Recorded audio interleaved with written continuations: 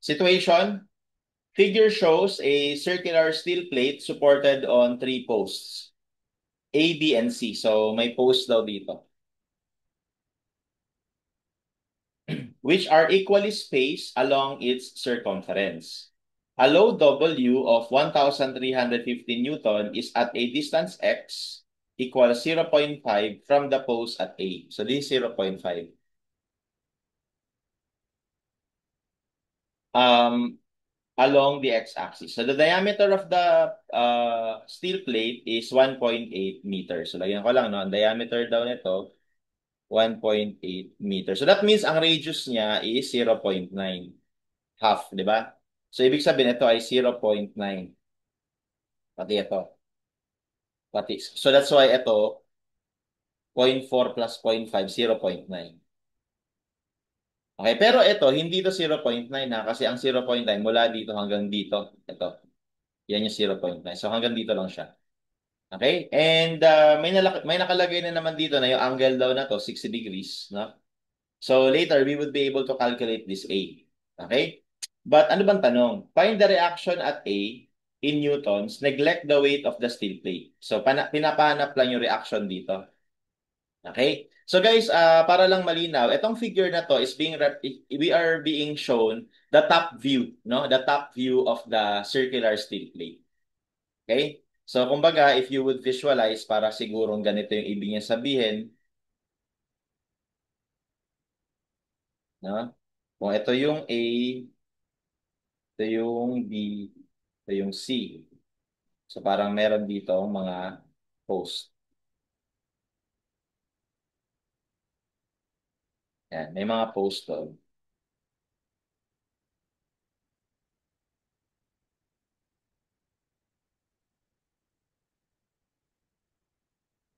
Okay? So, ganyan. So, parang ganyan yung ibig niya sabihin.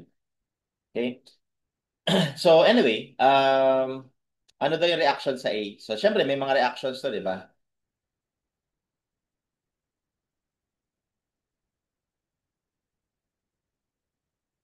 Okay? Tapos yung weight, kunwari nandito.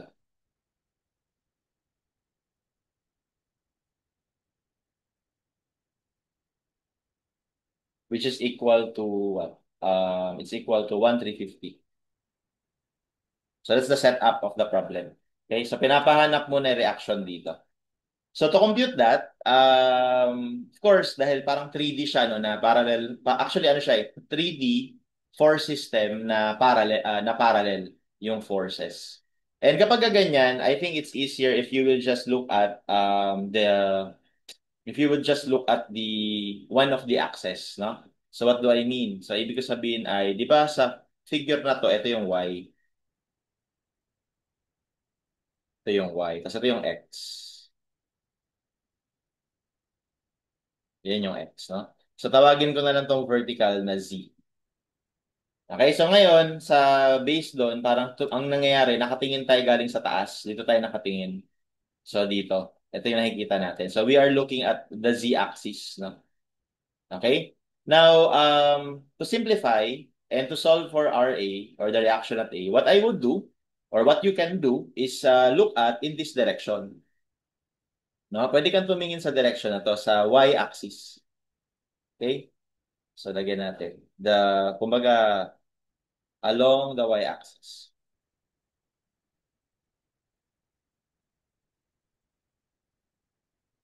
So, this is going to be the view, no? So, syempre, makikita mo na lang, parang flat na lang siya pag doon ka tumingin. Tapos, nandito ngayon yung reaction sa A. Bali, nandito yung A. No? So, yung reaction sa A nandito. Okay, so that is your RA. And then yung W somewhere here. So, 1,350. Okay? And then this is the center line. Okay, ito yung center line natin. Ito yung x-axis. Okay, bali ito yung z-axis. Now, nasaan dyan yung B at saka C? So guys, kapag dito tayo nakatingin, pwede ka rin na dito mag-base. So dito tayo nakatingin ngayon. Kung dito ka nakatingin, hindi ba ito yung dulo niya? Ito yan. No? Tapos, yung C, mapapansin nyo na dahil pantay sila kay C, di ba? Tsaka si B. So, pag tumingin tayo in this direction, ang makikita lang natin, isa sa kanila. Bali, let's say, nandito yon. No? So, kunyari, yung point na yan, that represents point B and at the same time, point C. Kumbaga, mag-o-overlap sila. No? Kasi kapag dito ka nakatingin, mag-o-overlap yung dalawang post na to. Bali, itong dalawang to, mag-o-overlap. Okay? And therefore, ang mangyayari, ito ay dalawa, no? Yung reaction sa B plus yung reaction sa C. Kasi ano eh, dalawa sila magkapatong, kumbaga. Okay? Now, lagyan ko ng mga measurements. So this was 0.5, this is 0.4, so ito yung A. 0.5, 0.4, tas yung A. Tas yung A na yun, makakompute natin yan. If I may go back to the top view, yung A na to, ito rin yan. No? Pag nag-drawing ka ng vertical line dito, yan. Yan yung A na yun, yung naka-highlight. So, ibig sabihin, if you would solve for A, you just need to consider this right triangle. Okay? So, i-redraw ko lang dito yung right triangle para hindi magulo. So, ito yung A. Ito ay 60 degrees, no? Tapos ito ay 0.9, yung radius. So therefore, you can solve for A by cosine, di ba? So cosine of 60 degrees is equal to A over 0.9. So solving for A, you will get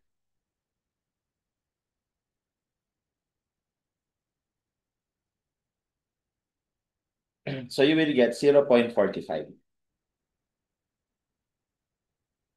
Okay? So ibig sabihin 0.45 pala to. Okay, and with those measurements, pwede na nating ma-solve yung reaction sa A. So because ang kailangan natin ay ito, so mas maganda na strategy, dito ka mag-moment kasi hindi mo naman kailangan tong dalawa eh. So mag-moment ka dyan para mag-zero tong dalawa, tapos ang mangyayari lang na iikot is yung RA lang. Okay, gawin natin yon. Let's take summation of moment about point B or C equal to 0, assuming counterclockwise positive. So we will have RA. Ang moment arm ni RA galing din sa B or C ay ito. Yan, no? Yan. Which is ito plus ito plus ito. I-add nga natin yun.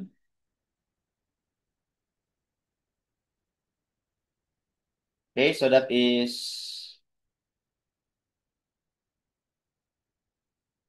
0.5 plus 0.4 plus 0.45, 1.35, no? 1.35. Okay, tapos mula dito hanggang dito,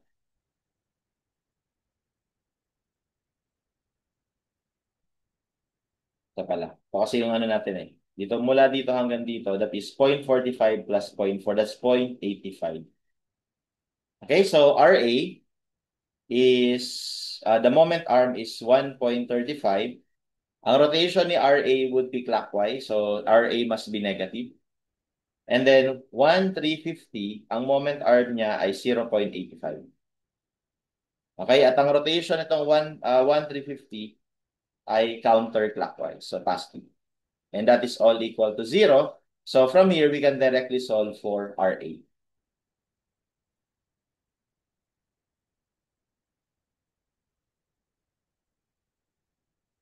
And RA must be 850 newtons. Okay, so that will be our answer for the first question.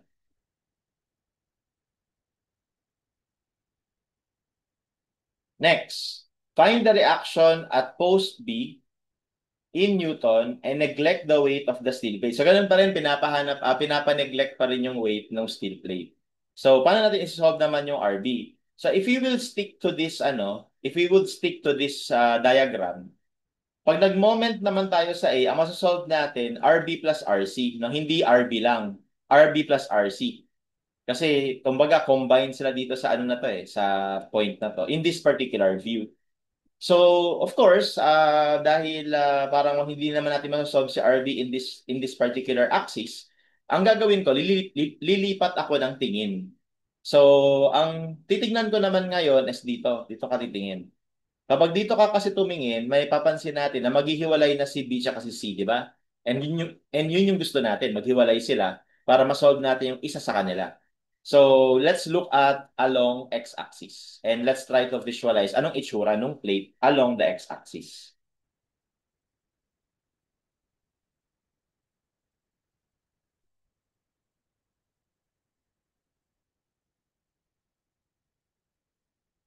Okay, let's say this is the center line. Okay, and then therefore, this must be our y-axis. And this is our z-axis. So, baka-imagine na anong makikita natin pag dito tayo nakatingin. So, makikita natin itong W na to na pointing downward, no? Makikita natin yung reaction dito tsaka dito na pointing upward. So, i-drawing natin yon. Bali, yung W nasa gitna. Yan. 1, 3, 50. Tapos yung B tsaka C, somewhere dito. Tsaka dito. Okay? So, tawagin ko ito na ito yung C, ito yung B. So, therefore, ito ngayon yung reaction sa C. At ito naman yung reaction sa B. Okay? Now, let's not forget yung A. Kahit na dito tayo nakatingin guys, nakikita pa rin natin dyan itong A na to. At yung A na to at saka itong W na to, nangyari parang magkapatong. Pero, magkaiba sila ng direksyon. Dahil si W pababa, si A pataas. So, ito yun. Okay? Now, the only problem here is that to solve for RB, kailangan ko itong distance na to. Okay, tawagin ko itong distance na to na B. Now, ano yung B na yan? So, going back, yung B na yun, ito yun. No, yan yun. Yan yung B. So, ibig sabihin, sa triangle na to, ito yung B. And we can definitely solve for that B. All we have to do is to use sine function. So, sine of 60 is equal to B over 0.9, yung hypotenuse. So, therefore, B can also be calculated.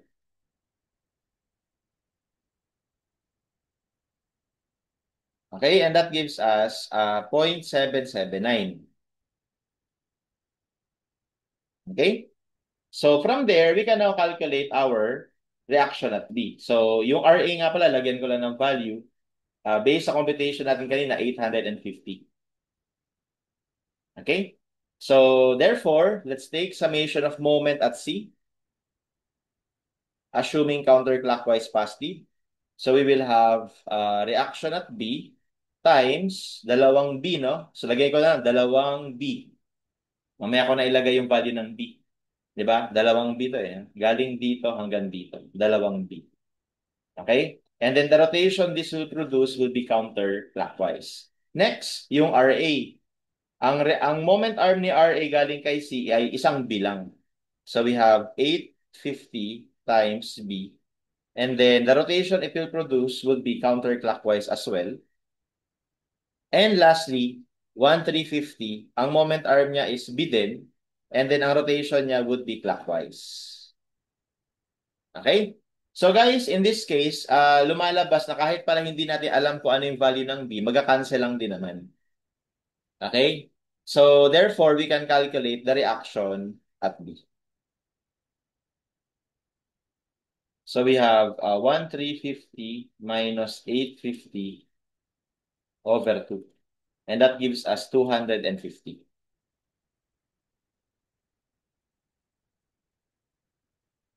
Okay? So that would be our answer for number 2. All right? Next.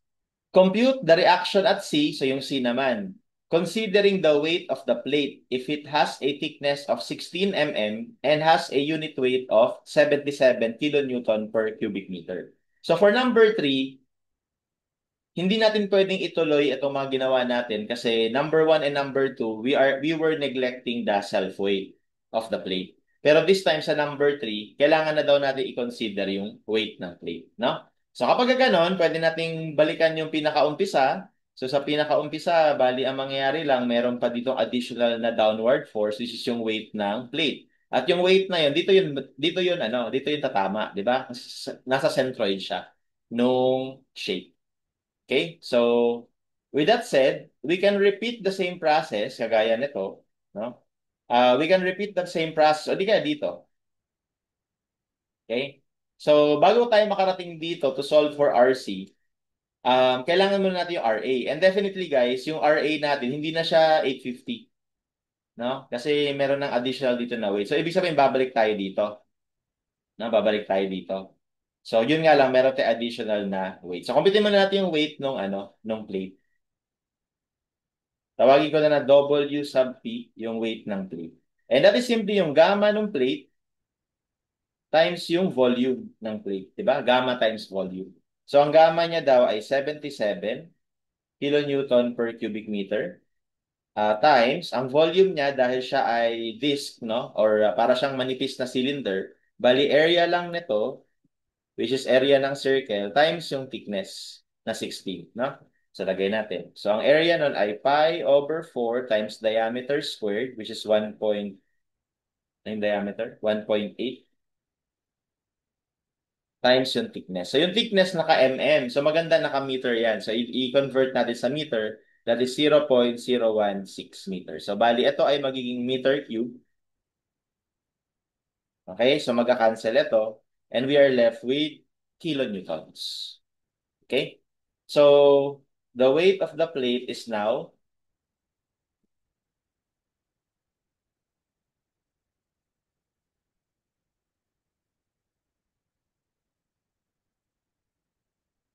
okay, 3.135 kilonewtons. 3.135 kilonewtons. However, take note na yung mga given na forces sa atin dito ay naka-newton. Kaya maganda, i-convert na lang natin to sa Newton ahead of time. So that this is also equal to 3135.06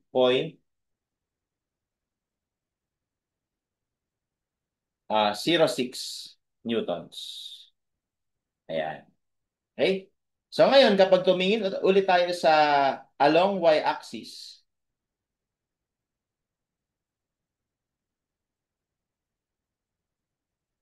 okay, ang magbabago lang, merong dagdag na force, no? So ito yung A, ito yung B tsaka C, ito yung center line, tapos nandito yung W. Okay? And then may reaction dito, RA. Tapos meron ding reaction dito, RB plus RC. Okay? And in addition to that, meron pa tayong isa pang force na nasa gitna, which is yung weight niya. So yung 3135.06. Okay? So, ang una natin gagawin ulit, uulitin lang natin yung process na ginawa natin kanina. Isa-solve muna natin si RA. Once na na-solve natin si RA, pwede na tayo lumipat dito at mag-moment dito para ma-solve naman yung RC. Okay, gawin muna natin yun, no? So, the measurements are the same. 0.5, 0.4, 0.45.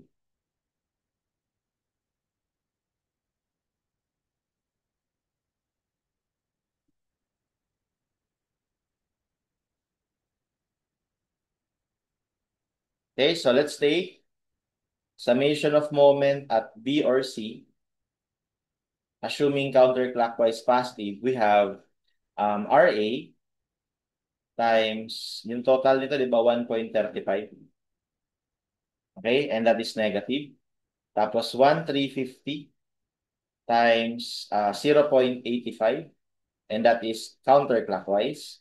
And then yung weight na 3135.06, the moment arm is 0.45 na counterclockwise as well. So that is all equal to 0. So we can now calculate for RA. Store ko na lang ito sa calculator. So 1,350 times 0.85 plus ito times 0.45 over 1.35. So this is going to be my RE. 1895.02 newtons. Okay? After this, kagaya ng ginawa ko kanina, I will now look at along the x-axis.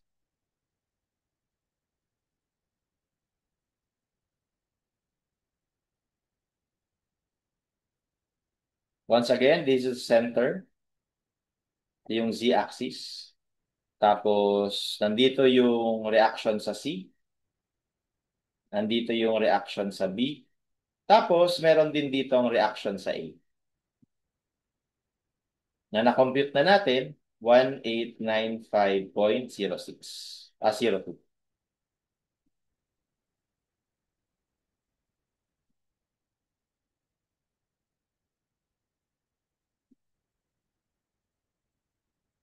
Okay, and then, kagaya kanina, this is going to be my 1350. And at the same time, kapag dito tayo nakatingin, guys, dito tayo nakatingin, di ba nandito yung weight? So, ang makikita natin, pantay lang ulit yung location ni weight at saka nitong W. Kaya nandito rin yung weight natin, weight ng plate. Sorry, sa kabila. Dito. So, yung, ano yung weight? 3135.06. Okay, and kagaya kanina, to solve for RB or RC, this is the distance B. Equal lang yan, no? So this time, ang gagawin natin, we will sum up moment about B. Para ang masolve naman natin is yung RC. So RC times the moment arm of 2B na negative, no? Kasi ito yun, no? So tapos dalawang B. And then, ito, 1895.02, wherein the moment arm is B and the rotation is, again, clockwise. Ganito. And then itong dalawa, since parehas lang naman sila ng location, so pagsasamahin ko na lang. So we have 3135.06 plus 1350. Ang moment arm nila ay B, pero ang rotation nila ay counterclockwise. So this is positive. And that is all equal to 0. And from here, magka-cancel ulit yung B. So it doesn't matter kung anong value nun. And then we can solve for RC.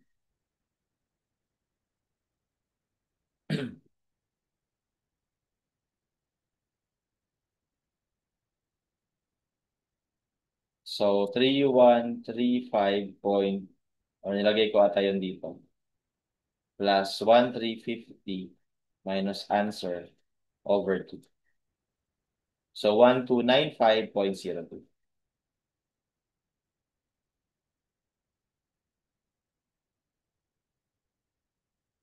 Okay? So, our answer here is letter B. Okay? Now, alternatively, pwede ka, ang sabi ko kanina, yung number 1 tsaka number 2, hindi natin pwedeng gamitin na same value for RA and RB to solve for RC kasi hindi pa natin kino-consider yung bigat ng plate nung nagsosolve tayo for number 1 and number 2. However, if you are familiar with superposition method, then you can actually use yung ginawa natin for number 1 and number 2. Anong ibig ko sabihin? Di ba sa number 1, na-solve natin si RA at yun ay 850. Si RB, 250. Kapag sinolve natin si RC dito, mapapansin niyo na si RC dito ay magiging 250 din. Equal lang sila sa totoo lang kasi pantay lang sila ng layo galing dito. No? Kapag nag-moment ka dito, um, ang mangyayari ay ito magiging RC tapos 2B. Tapos ito 850 times B pa din. And then ito, minus 150 times. So, ito rin yung equation. Mapapalitan lang to ng RC. Kaya ang ending nun, yung RC natin dito sa unang question, yung wala pang weight, it will also become 250. Okay? So, magiging 250. So, ibig sabihin, parang ang mangyayari, nung wala pang weight,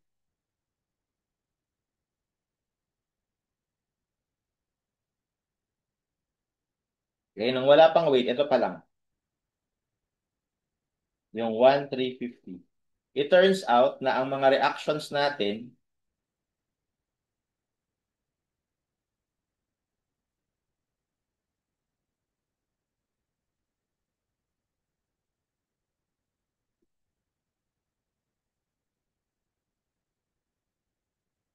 okay, so it turns out na yung mga reactions natin kanina ay ito.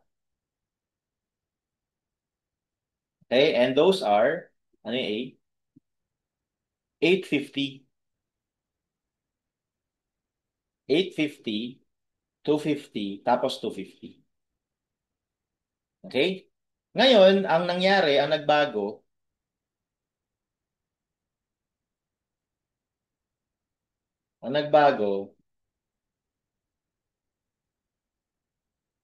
this time ay meron ng weight ng plate and it was ito, 3135.06. Okay? Meron ng na ganyan. So actually, pwede pa rin natin, so iba na yung reactions dito, no? Iba na yan. Iba na yan. Hindi na yan yung original. Okay? Pero, again, sabi ko, concept of superposition, ang pwede natin gawin ay ihiwalay natin yung dalawang load. So yung kanina na 1,350, ito yon. Pero ngayon, ihiwalay natin siya dun sa self-weight nung plate. So pwede yun. Bali, ito yung self-weight ng plate. Yan, nandyan. Tapos,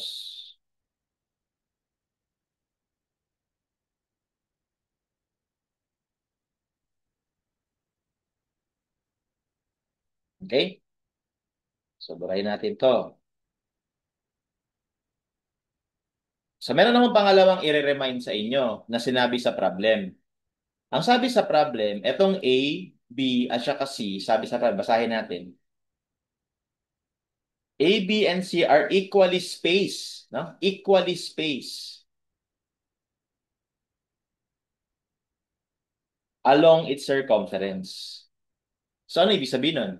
Kung equally spaced sila sa circumference ng circle, tapos meron kang bigat sa gitna, meron kang load sa gitna, tama bang isipin na yung magiging load nilang tatlo ay equal lang? So, paghahatian lang nila equally yung load sa gitna. Ang nangyari lang kasi nung umpisa, kahit equally spaced sila, yung load kasi natin wala sa gitna. Kaya ang nangyari, hindi balance yung distribution. Okay? Kasi wala to sa gitna. Pero pag nasa gitna yung load at they are equally spaced around this circumference, dapat yung reaction nilang tatlo must be equal. Okay? At kapag na-figure out mo yon, mas magiging mabilis yung solution mo dito. So, ang mangyayari lang ngayon, ang reaction nilang tatlo, galing dito, di ba? Galing dyan. Di-divide lang natin to ng 3. So, magiging 145.02. Silang tatlo yan.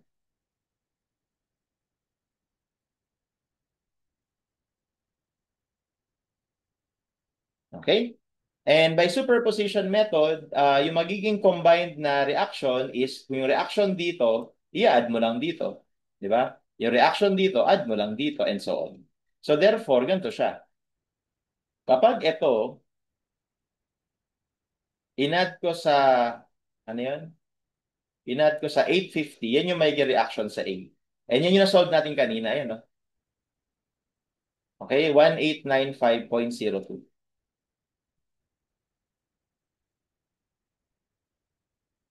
Okay, and therefore, we can use the same technique para makompute naman yung reaction sa C at saka sa B. Add lang natin yung 250, so 195.02. Or 1, ano yun? 1295 rather. At ganoon din to. Okay, and that confirms na tama yung sagot natin. So this is by superposition. No?